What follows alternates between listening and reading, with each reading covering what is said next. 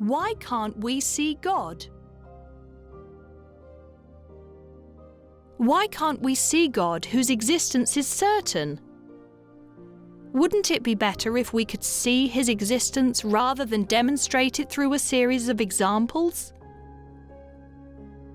No, it wouldn't, because the world is a field of trial, a place of testing.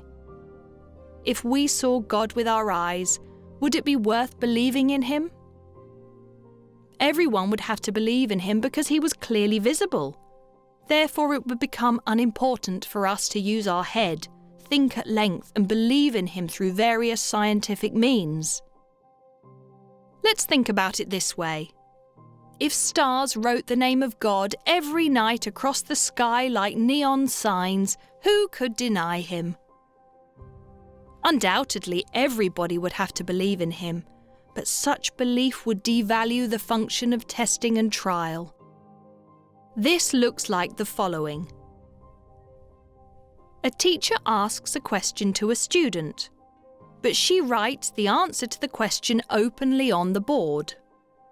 Would it be accomplishment and excellence if the student answered it correctly? On the other hand, if the teacher gives some clues and then asks for an answer, it is accomplishment for the students who answer it correctly. As is the case in these examples, the visibility of God to our eyes means the undoing of the trial.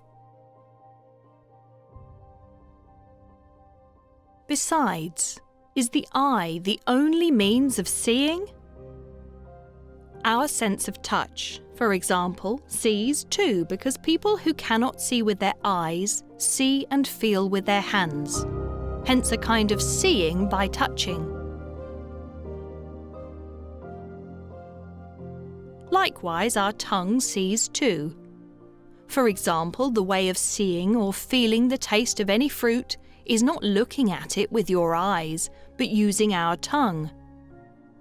We can know about the tastes of juices with the same colour only by tasting them. Therefore, it is our tongue that sees tastes. Moreover, isn't it with our nose that we see and feel the smell of flowers? Who can deny the fact that our ears are the eyes that see sounds and voices? In fact, what can we see with our eyes?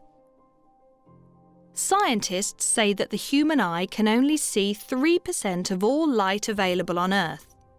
That is, we can see just 3% of matter in the world. For example, although the environment we are in now is filled with air, who among us can see oxygen which keeps us alive? Has anybody seen how plants do photosynthesis continuously? Can we see the electricity flowing through cables across the world? Our emotions, the factor that affects our life most, are invisible.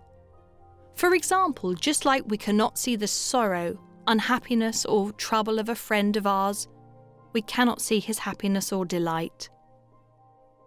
Can you ask a friend who says she's on cloud 9 because she's aced a test to show her joy, or you won't believe her? Will you deny love in all creatures, including humans, because you cannot see it? Nor can we see our mind or soul, but nobody tells us that we do not have either. We cannot see the millions of living things in our body, namely white and red blood cells, germs, or even bacteria that cause tooth decay.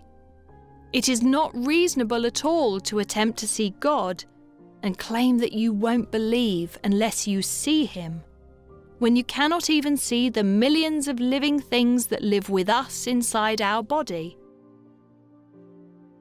As explained so far, our eyes are not capable of seeing many things about whose existence we are positive, let alone God. What we cannot see with our eyes due to their limited and conditional structure, we can understand through other sense organs, our mind and reasoning, and are obliged to acknowledge their existence. Whoever manages to exercise mental skills does research and thinks critically, practically passes the hardest course in the trial called life. So we can conclude that we can see God, but the organ of seeing is different. We see with the mind rather than the eye, understand it, and finally profess it.